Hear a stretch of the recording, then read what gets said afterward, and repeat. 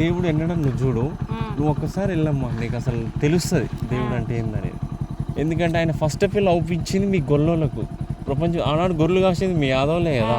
అంటే ఆనాడు నుంచే దేవుడు మీకు ఒక అనుగ్రహాన్ని అన్నట్టు మీకు ఇచ్చిండు మీ వృత్తిలాగా ఇట్లా. సో మీరు నమ్ముకోండి నా మాటని. అంటే నేను చెప్తున్నాను కాదు, ఆయన అసలు దేవుడు ఎవరు, నిజ దేవుడు ఎవరు అనేది కూడా మీరు తెలుసుకోండి. అట్లా మీరు తెలుసుకోండి, నిజాన్ని తెలుసుకోండి.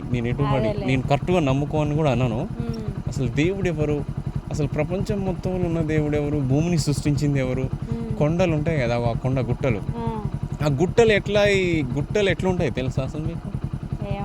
గుట్టలు ఎట్లా అంటే చెప్పనా, ఆనాడు దేవుడు ఇప్పుడు ఈ మొక్కలు ఇవి ఎట్లా పుడుతున్నాయో ఆ కొండల్ని కూడా దేవుడు ఆ విధంగా పుట్టించాడు. అట్లా భూమిలోంచి పుట్టినాయి చెట్లు ఎట్లా మొలుస్తున్నాయి అట్లా మొలిచినాయి అన్నట్టు కొండలు. అట్లా ప్రతిదీ ఆయన కలగజేసిందే. సో ఒకసారి మీరు నిజాన్ని తెలుసుకోండి. బైబిల్ ఇవ్వమంటారా? బైబిల్ ఏమన్నా ఇవ్వమంటారా?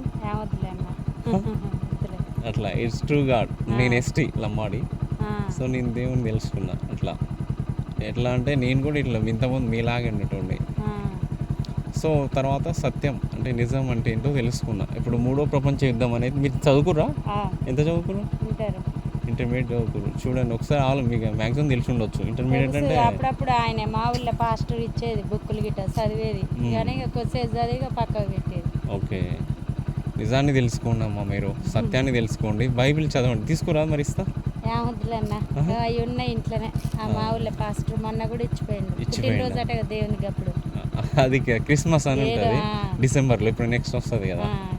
అట్లా చూడండి, మా ఊరు పాస్టర్ బాగానే అవుతాడు, కానీ ఇక మేము ఈ దేవుళ్ళ వల్ల ఇక ఎక్కువ పట్టించుకోమన్నమాట. అట్లా అది అసలు ఏంటి, అసలు ఇన్ని మంది దేవుళ్ళు ఉన్నారు, అసలు దేవుడు ఏంటాడు ఒక్కడా? దేవుడా? ఎవరైనా దేవుడు అంటారా, దేవుళ్ళు అంటారా? మ్యాక్సిమం నిన్ను కాపాడింది ఎవరు? అరే దేవుళ్ళలాగా వచ్చావా అంటారు, కానీ దేవుళ్ళలాగా వచ్చావు అన్నారు కదా. ఒకసారి ఆలోచించు నువ్వు లాజిక్గా. దేవుడు అంటే ఒక్కడే, ఆ ఒక్క దేవుడు ఎవరు అనేది తెలుసుకోవాలి మనం, అంతేగా.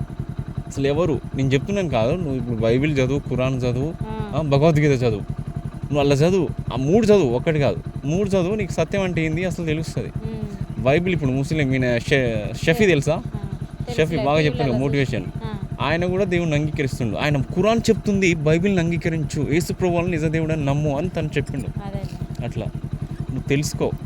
నేను చెప్తున్నాను కాదు, నిజాన్ని తెలుసుకుంటున్నాను నేను, అంతే. ఓకే అమ్మా, ఓకే, చాలా ప్రైజ్ లార్డ్.